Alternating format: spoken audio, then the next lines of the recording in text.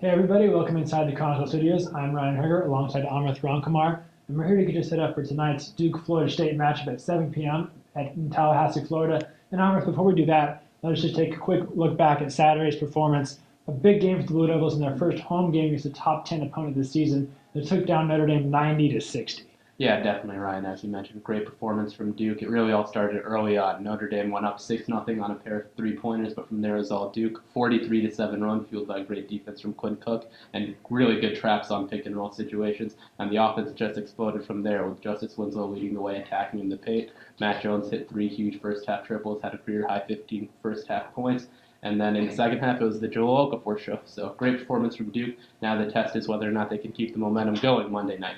Yeah, definitely. I'm with you. Talk about Duke that blew out Notre Dame, number 10 team in the country, but a couple days earlier struggled against Georgia Tech team that's down near the bottom of the ACC. So we'll see which Duke team we get on Monday night. When you look at Florida State, they've got three 7-footers who are all going to be rotating in and out on Joel Okafor all night long.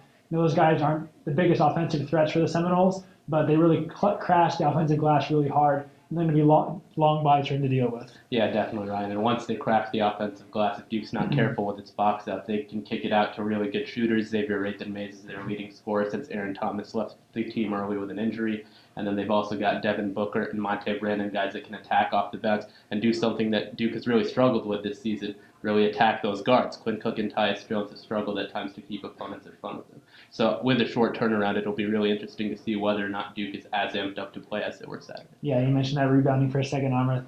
Last season's game at Cameron, that was a big focus for Duke coming in, was how are you going to handle sending all those big guys to the boards? And the Blue Devils really responded. It was probably Marshall Plumlee's best game in a Duke uniform in that contest. So speaking of uniforms, Amrith, Monday night's going to be the debut of some new uniforms for the Blue Devils. They're going to be rocking some blue throwbacks after debuting the white throwbacks last season. So something to look out for tomorrow night, Monday night in Tallahassee. So with that said, check in with us on Twitter at Duke Basketball, DukeChronicle.com for all your pregame, in-game, and post-game coverage. Nick Martin's going to be down there at the Tucker Center for the Chronicle, so be sure to check out his coverage from there. So for Amrith Ramkumar, I'm Ryan Hoerger. We'll see you guys next time.